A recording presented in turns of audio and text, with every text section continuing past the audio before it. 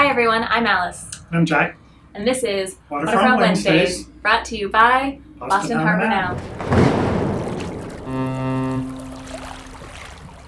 Today, I'm joined by Jack instead of Jill. And Jack, can you introduce yourself? Thanks, Alice. I am Jack Murray, and I serve as Vice President for Partnerships and Operations here at Boston Harbor Now. And he's a former DCR commissioner, which makes him a perfect expert for today's discussion, the beaches of Boston Harbor. Yeah, that's right. Did you know that we have some of the cleanest urban beaches in all of America? It's pretty incredible. Some people try to get in their cars and drive off to pristine beaches far away, but you can just come right here to Boston Harbor and enjoy some pretty incredible beaches. Yeah, and it's important to recognize and remember that the beaches weren't always this clean. About 30, 40 years ago, the water was not as clean as it is today. I mean, even 20 years ago. It's true. I mean, the harbor cleanup made a huge difference. Before we dive into cleanup, let's talk beaches. Jack, what's your favorite beach? Beaches are like children, right? We love them all equally. However, I would say that a swim at a beach on Boston Harbor Island is a pretty special experience. It's true. You can swim on Spectacle, Levels, or Pedex Island. But if you're just coming from the mainland, you also have the option of swimming at Constitution Beach in East Boston, at the L Street or M Street beaches, or Carson Beach in South Boston, at Tinian Beach or Malibu Beach in Dorchester, and at Wollaston Beach in Quincy. That's right, and just outside the confines of the Inner Harbor on Hunt Beach in the Hunt, Winthrop Beach, and Revere Beach. Did you know that Revere Beach is the oldest public beach in America? I have no idea. Opened in 1896. Pretty special. Most of these beaches are DCR beaches. That's right.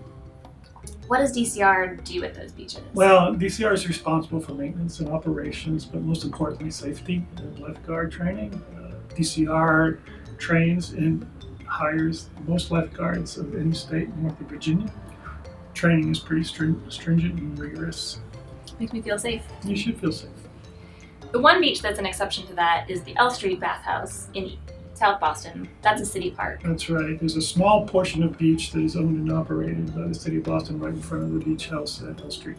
And in the Inner Harbor, you can find more waterfront parks than beaches. So you can find Massport and Deep City-owned beaches, as well as the Harbor Walk. Except for the oilies.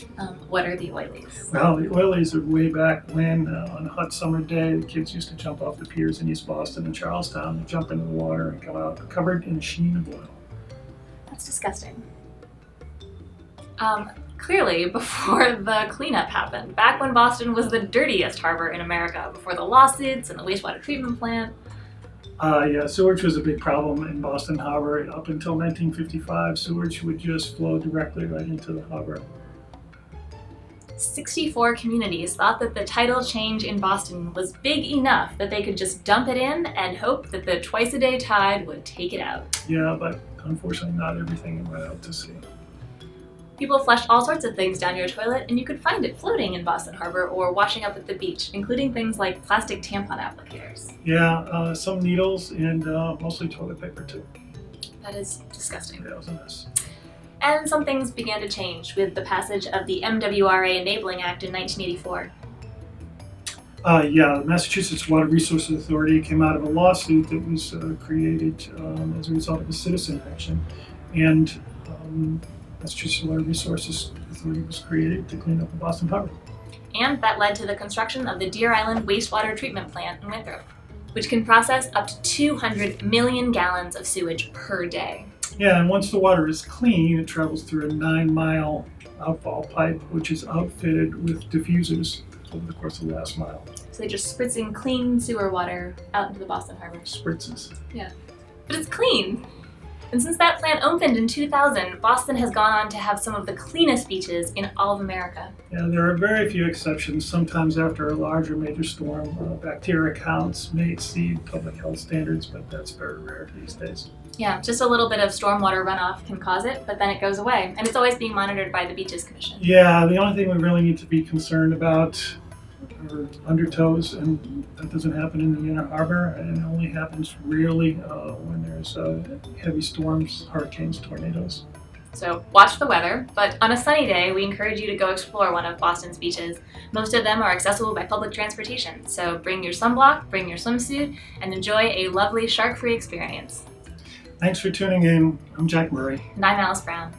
You can follow me at Fairy Fairy. Or check out our website at bostonharbornow.org. If you enjoy Waterfront Wednesdays, you can subscribe to our YouTube channel, throw us a like, or leave a comment below. Tell us about your favorite Boston area beach or about what you'd like to see on a future episode. See you at the beaches, guys.